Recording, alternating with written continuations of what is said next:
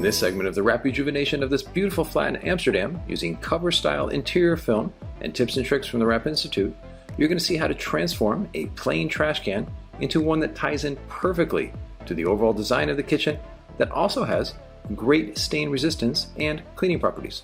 Let's wrap and roll. The first step is to place the trash can on a table, then dismantle it. This will make it much easier to wrap. Many of these pieces snap off easily. Then, once they're removed, it's time to clean. Here, taking Soft Surface Cleaner 2 and a nice blue paper towel, clean all the edges and the table. Then it's time to apply cover style primer to the top edge. This is where the materials can be wrapped around. This will help with long-term hold. Always be sure to allow this to dry for around 10 to 15 minutes before the install begins. So during this waiting period, it's time to prep the panel. Place a piece of interior film from Cover Style on the table, roll the trash can from side to side, and now you know how big the panel needs to be, left to right.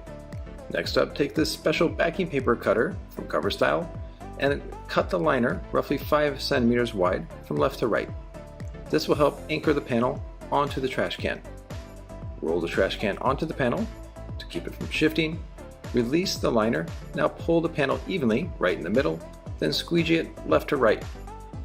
Once that's locked on, and that's called a permanent hinge, release the liner and work the material towards the surface, squeegeeing overlapping squeegee strokes at a 45-degree angle.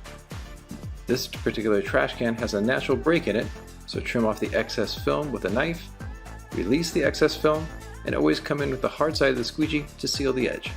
Now the remaining area of the trash can can be applied.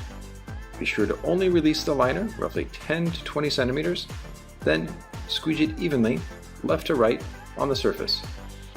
Rotate the trash can so it's in a comfortable position, release the liner, and work in a steady, nice workflow. The goal is to keep the material just off the surface so it doesn't tack too soon, and if this is achieved, well then the squeegeeing process should be very easy and straightforward. Right before getting to the other side, place masking tape on the area that was cut out before. This will help lower the surface energy. Then tuck the material into the natural break on the trash can. Tuck it once with the buffer side. Pick the material up one more time. Tuck it in nice and tight with the hard squeegee side. Then trim off the material. This is a stainless steel 58-degree blade from Olfa. Once the excess film has been cut away from top to bottom, carefully remove the excess film, then remove the masking tape. Once this is done, now it's time to focus on the top and bottom. This is the bottom. This has a plastic base right now, so there's a gap roughly half a centimeter. Take heat to relax the film, then cut on the opposite side. This will allow just enough material to wrap underneath the bottom section here. This will get full coverage in terms of aesthetics, and it'll help with long-term hold. Once the bottom section is done, then it's time to focus on the top. The top area is open and the material needs to wrap around the top and come back down around a half a centimeter. Be sure to add heat to soften the film at the beginning, because if you don't add heat, the material will be too stiff and will overstretch during this process. So once the material is 100% relaxed, use a finger in an application glove to form the film around. The free hand pulls the film to spread out the tension, then the finger comes in and seals the deal. Add heat when necessary to relax it. Once all the film has been naturally formed around the edge with as little tension as possible, now it's time to trim the excess film away. Here the side of the blade is being guided around by the edge at the top. So this keeps the material nice and flush to the edge and creates a nice professional finish. Keep the blade on the edge and simply just rotate the trash can. This makes the cutting process much easier and safer. Remove the excess film, and then always be sure to come back around the edge to make sure it's 100% sealed. Adding heat definitely helps with this process. And with the install complete, now we get to post-install. And here the gaps where the top cover is going to be locked into place are cut out ahead of time.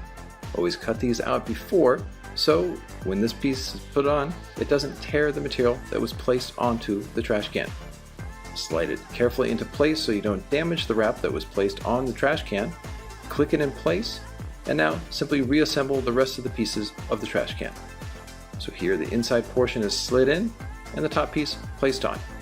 Always take a few seconds to make sure that the trash can works properly, in this case the lid opening and closing, and then do a final quality check to make sure there's no bubbles and all the edges are 100% sealed.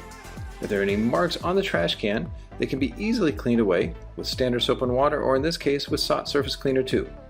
So you can see that moving any dirt is easy and straightforward, so not only can you create a nice beautiful design with interior wrap film from Cover Styl, you can see how easy it is to continually clean and make it look new.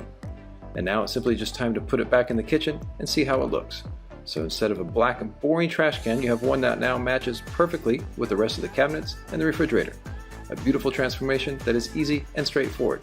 Again, thanks to great interior film from Cover Styl and tips and tricks from the Wrap Institute.